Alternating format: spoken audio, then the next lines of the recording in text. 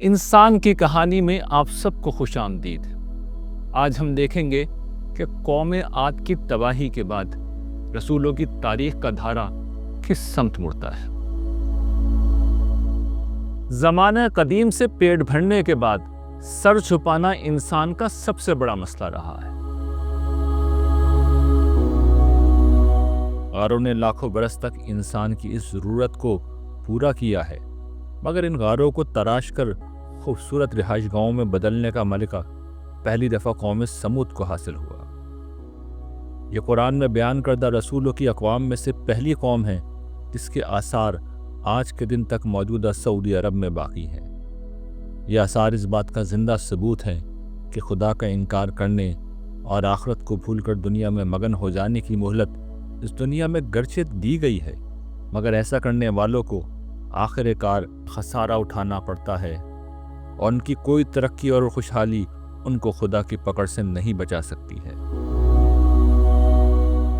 انسان کی کہانی میں آج ہم قوم عاد کے بعد آنے والی قوم یعنی قوم سمود کے واقعے کو دیکھیں گے۔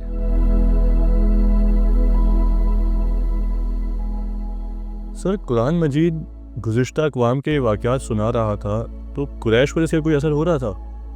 عام لوگوں پہ تو اس کا اثر ہوتا تھا، لیکن قوم کے سردار جو مختلف وجوہات کی بنا پر انکار کا فیصلہ کر چکے تھے، ان پر اس کا کوئی اثر نہیں ہو رہا تھا۔ بالکل ایسے ہی جیسے آج کوئی شخص اگر انکار کا فیصلہ کر لے تو پھر کوئی دلیل، کوئی تنبیہ اس پر اثر نہیں کرتی۔ یہی ان کا معاملہ تھا۔ محمد الرسول اللہ صلی اللہ علیہ وسلم نے جب قرآن کی دعوت توحید و آخرت اپنے قبیلے کے سرداروں کے سامنے رکھی تو انہوں نے اس دعوت کو مکمل طور پر رد کر دیا۔ نہ صرف رد کیا بلکہ اس دعوت کی مخالفت شروع کر دی۔ اس کے بعد جو گنتی کے لوگ ایمان لا رہے تھے اور جو زیادہ تر نوجوان اور غریب لوگ تھے، ان پر بدترین ظلم و ستم شروع کر دیے۔ یہ وہ حالات تھے جن میں ایک طرف قرآن مجید میں عقلی اور فطری دلائل سے سرداران قریش کو سچائی قبول کرنے کی دعوت دی جا رہی تھی، دوسری طرف پچھلی اقوام کے واقعات سنا کر انہیں یہ تنبیہ کی جا رہی تھی کہ جو کچھ تم کر رہے ہو وہ تم سے پچھلوں نے بھی کیا ہے، اور آخرکار ان کا نام و نشان مٹا دیا گیا۔ یہی بہت جلد تمہارے ساتھ ہونے جا رہا ہے۔ جس وقت یہ چیلنج دیا جا رہا تھا اس وقت زمینی حالات میں اس کا 1% بھی امکان نہ تھا، مگر قرآن اور تاریخ دونوں گواہ ہیں کہ یہ بات حرف بحرف پوری ہوئی۔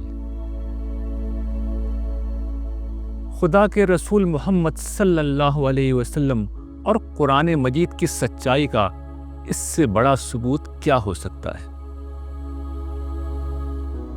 سر، قوم سمود کون تھی؟ ان کے حالات کی کچھ تفصیل بیان کر دیں۔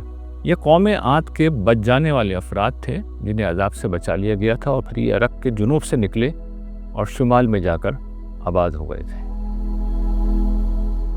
رسولوں کی قوموں کے بارے میں اللہ کا یہ قانون ہے کہ منکرین کی مہلت ختم کر کے انہیں ہلاک کر دیا جاتا ہے، اور ماننے والوں کو زمین پر خوشحالی، غلبہ اور اقتدار دے دیا جاتا ہے۔ قوم عاد کے بچ جانے والے لوگوں کو اسی اصول پر آنے والے دنوں میں زبردست خوشحالی اور ترقی نصیب ہوئی۔ بارشوں کی کثرت سے صحرا ان کے لیے گلو گلزار بن گیا، چشمے بہنے لگے، باغ اور کھیتیوں میں پھل اور اجناس وافر مقدار میں پیدا ہونے لگے، مال مویشی اور انسانی آبادی پھلنے پھولنے لگی، غرض زرعی دور کی ہر نعمت بکثرت ان کو حاصل ہو گئی۔ قرآن میں یہ قانون بیان ہوا ہے کہ اللہ تعالیٰ جب کسی قوم کو عروج عطا کرنے تو جب تک وہ علم و اخلاق کی پستی اختیار کر کے اپنا رویہ نہیں بدلتے، ان کا یہ عروج قائم رہتا ہے۔ اللہ کسی نعمت کو جو اس نے کسی قوم کو عطا کی ہو اس وقت تک نہیں بدلتا جب تک وہ خود اپنی حالت میں تبدیلی نہ کرے۔ اس قانون کا دوسرا پہلو یہ ہے کہ قوم جب ایمان و اخلاق کو چھوڑ دیتی ہے تو اسے تنبیہات کی جاتی ہیں، اور اگر اس کے باوجود وہ اپنی اصلاح نہ کرے تو پھر تباہی کے سوا کچھ نہیں بچتا۔ اور جب اللہ کسی قوم کی شامت لانے کا ارادہ کر لیتا ہے تو وہ کسی کے ٹالے نہیں ٹل سکتی، اور نہ اللہ کے مقابل میں ان کا کوئی مددگار ہو سکتا ہے۔ یہی قوم سمود کے ساتھ ہوا۔ ان پر خدا کا انعام جاری تھا کہ رفتہ رفتہ خالق اور مخلوق دونوں کے حوالے سے ان کا رویہ بدلا۔ کمزوروں پر ظلم اور فساد ان کا رویہ ہو گیا۔ ان کی طاقت اور دولت غریبوں کی مدد کے بجائے اظہار شان کے لیے میدانوں میں عالیشان محلات بنانے اور پہاڑوں میں خوبصورت گھر تراشنے میں استعمال ہونے لگی۔ وہ ایک خدا کو چھوڑ کر معبودان باطل کی عبادت کرنے لگے، اور اسی حال میں کئی نسلیں گزر گئیں۔ یہی وہ وقت تھا جب ان کو فیصلہ کن تنبیہ کرنے کے لیے ان کی قوم سے حضرت صالح علیہ السلام کو رسول بنا کر اٹھایا گیا۔ انہوں نے قوم کو ان دونوں طرح کے جرائم پر متنبہ کیا۔ یاد کرو جب قوم عاد کے بعد اللہ نے تمہیں بادشاہی دی اور زمین میں تمکن عطا فرمایا، تم اس کے میدانوں میں عالی شان محل بناتے اور پہاڑوں کو گھروں کی صورت میں تراش لیتے ہو، سو اللہ کی شانوں کو یاد کرو اور زمین میں فساد نہ مچاتے پھرو۔ سمود کی طرف ہم نے ان کے بھائی صالح کو رسول بنا کر بھیجا۔ اس نے انہیں دعوت دی کہ میری قوم کے لوگوں، اللہ کی بندگی کرو، اس کے سوا تمہارا کوئی معبود نہیں۔ مگر سر، اللہ کو ہماری عبادت کی کیا ضرورت ہے؟ خدا کو ہماری عبادات کی کوئی ضرورت نہیں ہے، یہ ہماری ضرورت ہے۔ اس کی وجہ یہ ہے کہ اس دنیا میں ہمارا امتحان یہ ہے کہ ہمیں اپنے آپ کو ایک اعلیٰ اخلاقی انسان ثابت کرنا ہے، اور اعلیٰ اخلاقی انسان وہ ہوتا ہے جو حقدار کو اس کا حق دیتا ہے۔ تو خدا نے ہمیں جو کچھ دے رکھا اور سب کچھ دے رکھا ہے، تو اس کا حقدار ہے کہ جواب میں اس کی عبادت کی جائے۔ اس لیے تمام نبیوں نے اسی کی دعوت دی، اور یہی حضرت صالح علیہ السلام کی دعوت تھی جو ان کی قوم کے لیے تھی کہ اللہ کی اور تنہا ایک اللہ کی عبادت کریں۔ بدقسمتی سے قوم نوح اور عاد کی طرح انہوں نے بھی کفر و سرکشی کا راستہ اختیار کیا اور کہا کہ وہ آباء و اجداد کے بجائے صالح علیہ السلام کی پیروی کر کے کسی گمراہی میں نہیں پڑنا چاہتے۔ یہ انہوں نے حضرت صالح کی دعوت توحید ہی کو جھوٹ اور گمراہی قرار دے دیا۔ سمود نے بھی اس تنبیہ کو جھٹلا دیا اور کہنے لگے کہ ہم اپنے ہی اندر کے ایک اکیلے آدمی کی پیروی کریں گے؟ اس کے معنی تو یہ ہیں کہ ہم فی الواقع گمراہی میں پڑے اور جہنم میں گئے۔ کیا ہم میں سے اسی پر یاد دہانی نازل ہوئی ہے؟ نہیں، بلکہ یہ پرلے درجے کا جھوٹا اور برخود غلط ہے۔ البتہ سمود نے ایک نئی بات یہ کی کہ حضرت صالح سے ان کی سچائی کا کوئی ثبوت مانگا اور کہا کہ انہیں اگر کوئی معجزہ دکھا دیا جائے جس سے یہ ثابت ہو جائے کہ حضرت صالح اللہ تعالیٰ کے رسول ہیں تو وہ ان کی بات مان لیں گے۔ وہ بولے کچھ نہیں، تم پر تو کسی نے بری طرح جادو کر دیا ہے، تم ہماری طرح کے ایک آدمی ہی ہو، اس لیے کوئی نشانی لاؤ اگر تم سچے ہو۔ ان کے مطالبے پر ایک اونٹنی ان کے لیے بطور نشانی مقرر کر دی گئی۔ قرآن مجید اس کی تفصیل نہیں کرتا، مگر اللہ کی اونٹنی اور نشانی کے الفاظ سے یہی محسوس ہوتا ہے کہ یہ اونٹنی کسی معجزانہ طریقے پر ان کے سامنے آئی تھی۔ میری قوم کے لوگوں، یہ اللہ کی اونٹنی ہے تمہارے لیے نشانی کے طور پر، لہذا اس کو چھوڑ دو کہ اللہ کی زمین میں چرتی پھرے، اور کسی برے ارادے سے اس کو ہاتھ نہ لگانا، ورنہ کچھ زیادہ دیر نہ گزرے گی کہ تم پر عذاب آ جائے گا۔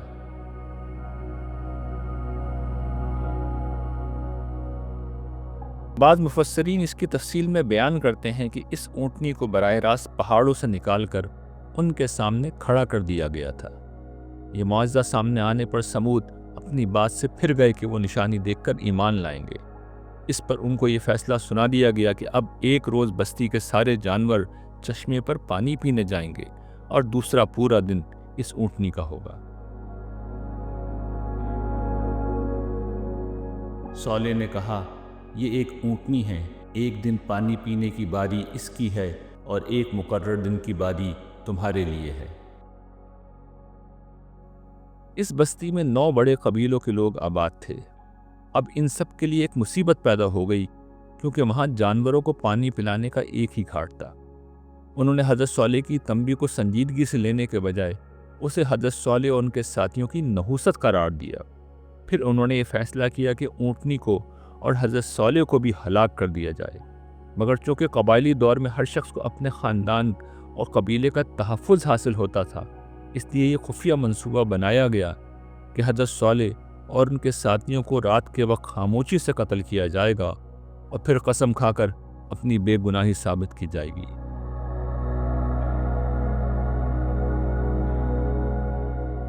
اس کے شہر میں 9 خاندان تھے جو ملک میں فساد پھیلاتے اور کسی اصلاح پر آمادہ نہیں ہوتے تھے۔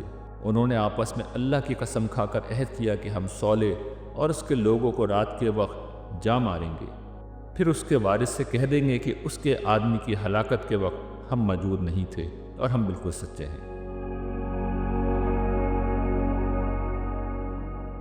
خدا کے رسول اس کے تحفظ میں ہوتے ہیں، اس لیے حضرت صالح کو قتل کرنے کی ان کی کوشش ناکام ہو گئی۔ البتہ ان کے ایک سردار نے اونٹنی کو مار ڈالا، جس کے بعد انہوں نے بڑی سرکشی کے ساتھ حضرت صالح سے کہا کہ اب وہ عذاب لے آؤ جس کے لانے کا تم دعویٰ کرتے تھے۔ پھر انہوں نے اونٹنی کی کونچیں یعنی پاؤں کی رگیں کاٹ دیں اور پوری سرکشی کے ساتھ اپنے پروردگار کی حکم عدولی کی اور کہہ لیا کہ اے صالح، اگر تم خدا کے بھیجے ہوئے ہو تو ہم پر لے آؤ وہ عذاب جس کی تم ہمیں دھمکی دے رہے ہو۔ حضرت صالح نے اعلان کیا کہ اب ان کے پاس صرف 3 دن کی مہلت ہے اور اس کے بعد وہ عذاب الہی میں ہلاک کر دیے جائیں گے۔ حضرت صالح اپنے ساتھیوں سمیت بستی سے ہجرت کر گئے۔ اس وقت صالح یہ کہتا ہوا انہیں چھوڑ کر چل دیا کہ میری قوم کے لوگوں، میں نے تو اپنے پروردگار کا پیغام تمہیں پہنچا دیا اور تمہاری بہت خیر خواہی کر دی، مگر تم خیر خواہوں کو پسند نہیں کرتے۔ اس پر صالح نے خبردار کر دیا کہ اب 3 دن اپنی اس بستی میں اور رہ بس لو، یہ دھمکی جھوٹی ہونے والی نہیں ہے۔ چنانچہ جب ہمارا حکم صادر ہو گیا تو ہم نے خاص اپنی رحمت سے صالح کو اور ان لوگوں کو جو اس کے ساتھ ایمان لائے تھے اس عذاب سے نجات دی اور اس دن کی رسوائی سے بچا لیا۔ اس میں شبہ نہیں کہ تیرا پروردگار ہی قوی اور زبردست ہے، اور جن لوگوں نے ظلم کیا تھا ان کو بڑے زور کی کڑک نے آ لیا اور وہ اپنے گھروں میں اس طرح اوندے پڑے رہ گئے کہ گویا وہاں کبھی بسے ہی نہیں تھے۔ سن لو، سمود نے اپنے پروردگار سے کفر کیا، سن لو کہ سمود دھتکار دیے گئے۔ سر، بہت سے لوگ قرآن میں تصادات بیان کرتے ہیں۔ اس کی ایک مثال قوم سمود کا واقعہ ہے۔ قرآن مجید میں اللہ تعالیٰ نے مختلف مقامات پر مختلف باتیں کوٹ کی ہیں۔ ایسا لگتا ہے کہ وہ ایک دوسرے سے متضاد ہیں، اس کی کیا وجہ ہے؟ دیکھیے، اس خاص واقعے میں یوں نہیں ہوا تھا کہ تضادات ہیں جن کو الگ الگ پہلوؤں سے بیان کیا گیا ہے، بلکہ ایک ہی واقعے میں بہت ساری چیزیں جمع ہیں۔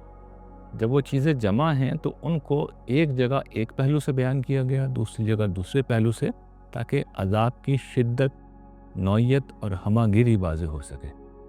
تو یہ مطلب نہیں ہے کہ بات ایک دفعہ کچھ کہی پھر بھول گئے اور دوبارہ کچھ کہی، وہ سب چیزیں موجود تھیں، ان کو الگ الگ طریقوں سے الگ الگ مقامات پر بیان کیا گیا۔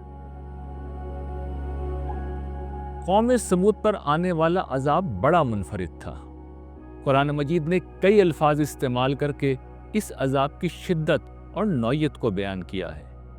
کہیں اسے زلزلہ کہا گیا، کہیں چیخ کہا گیا، کہیں کڑک سے تعبیر کیا گیا، کہیں حد سے بڑی ہوئی آفت اور دہشت قرار دیا گیا۔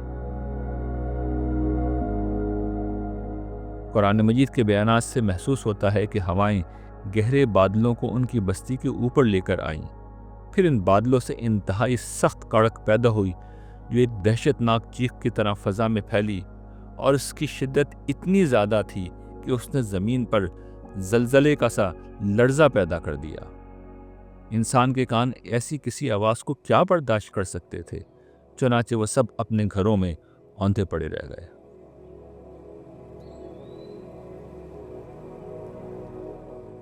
حضرت صالح کو عذاب سے 3 دن پہلے بستی چھوڑنے کے لیے کیوں کہا گیا تھا؟ اس کا سبب یہی تباہ کن آواز تھی۔ اسی آواز کی شدت سے حضرت صالح اور ان کے ساتھیوں کو بچانے کے لیے 3 دن کی مہلت دی گئی تھی کہ اس عرصے میں یہ لوگ اس علاقے سے اتنی دور نکل جائیں کہ یہ خوفناک آواز ان کو نقصان نہ پہنچائے۔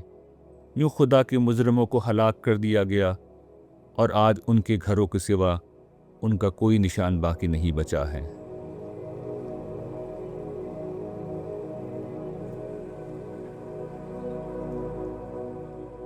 قرآن مجید میں بیان ہونے والی اقوام میں سے قوم سمود وہ پہلی قوم تھی جس کے سامنے معجزہ پیش کیا گیا۔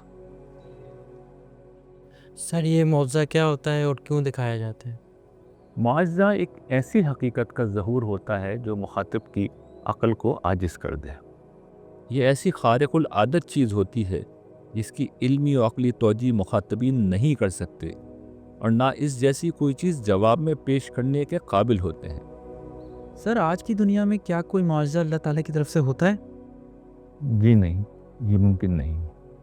اس دنیا میں انسان خدا کی جس اسکیم کے تحت موجود ہے، اس کی بنیاد اسی بات پر ہے کہ خدا کبھی غیب کا پردہ اٹھا کر سامنے نہیں آتا، مگر جس کائنات میں ہم زندہ ہیں وہاں تو ہر چیز ہی معجزہ ہے۔ تاہم رسولوں کے زمانے میں فرمائش کر کے جب کوئی معجزہ مانگا جاتا ہے تو پھر فرمائشی معجزہ پورا ہونے کی صورت میں غیب پر یہ پردہ اڑ جاتا ہے اور اس کے بعد کفر کا نتیجہ ہلاکت کے سوا کچھ نہیں ہوتا۔ حضرت عیسیٰ کے حواریوں نے ایسا ہی مطالبہ کیا تھا کہ آسمان سے ایک خوان اترے جس سے ہم کھائیں۔ انہیں بتا دیا گیا تھا کہ یہ ہو تو جائے گا، مگر اس کے بعد اگر انکار ہوا تو وہ سزا دوں گا جو کسی کو نہیں دی گئی ہوگی۔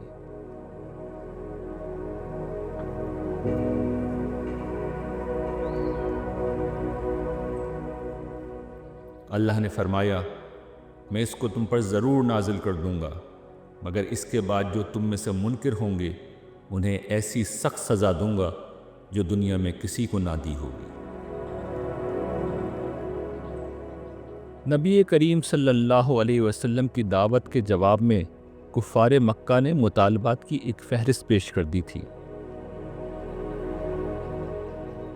انہوں نے کہہ دیا ہے کہ ہم تمہاری بات نہ مانیں گے جب تک تم ہمارے لیے زمین سے کوئی چشمہ نہ جاری کر دو، یا تمہارے لیے کھجوروں اور انگوروں کا کوئی باغ پیدا نہ ہو جائے، پھر اس کے بیچ میں تم بہت سی نہریں نہ دوڑا دو، یا جیسا کہ تم کہتے ہو ہمارے اوپر ٹکڑے ٹکڑے آسمان نہ گرا دو، یا اللہ اور اس کے فرشتوں کو لا کر ہمارے سامنے کھڑا نہ کر دو، یا تمہارے پاس سونے کا کوئی گھر نہ ہو جائے، یا ہماری آنکھوں کے سامنے تم آسمان میں نہ چڑھ جاؤ، اور ہم تمہارے چڑھنے کو بھی ماننے کے نہیں ہیں جب تک تم وہاں سے ہم پر کوئی کتاب نہ اتارو جسے ہم پڑھیں۔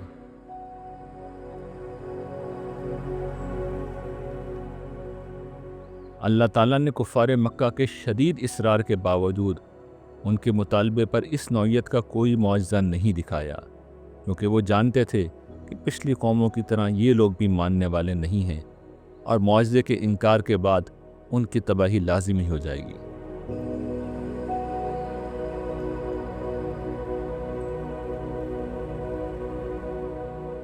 ہم کو عذاب کی نشانیاں بھیجنے سے اسی بات نے روک رکھا ہے کہ اگلوں نے انہیں جھٹلا دیا تھا۔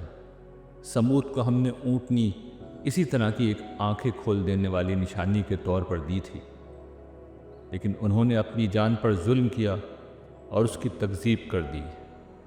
پھر نشانیاں بھیجنے سے کیا حاصل؟ ہم نشانیاں اسی لیے تو بھیجتے ہیں کہ عذاب سے پہلے لوگوں کو ان کے انجام سے ڈرا دیں۔ اللہ تعالیٰ نے قریش کی فرمائش پر انہیں کوئی معجزہ نہیں دکھایا، لیکن اپنی طرف سے حضور نبی کریم صلی اللہ علیہ وسلم کو ایک عظیم معجزہ ضرور عطا فرمایا تھا۔ یہ معجزہ کیا تھا، اس پر تفصیل کے ساتھ ہم انسان کی کہانی کی اگلی قسط میں بات کریں گے۔ اللہ حافظ۔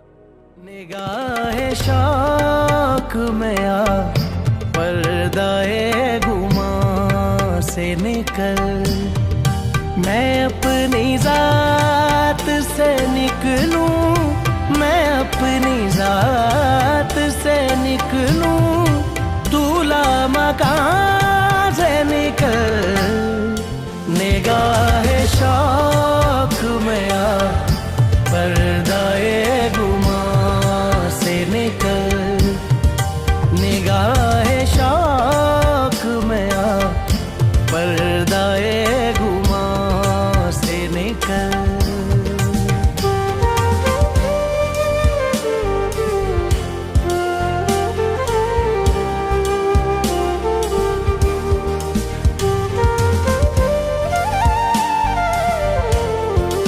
तू जानता है मेरी पस्तियों को फिर भी कभी, तू जानता है मेरी पस्तियों को फिर भी कभी, मेरी ज़मीं पे उतर अपने आसमां से निकल, मेरी ज़मीं पे उतर अपने आसमां से निकल।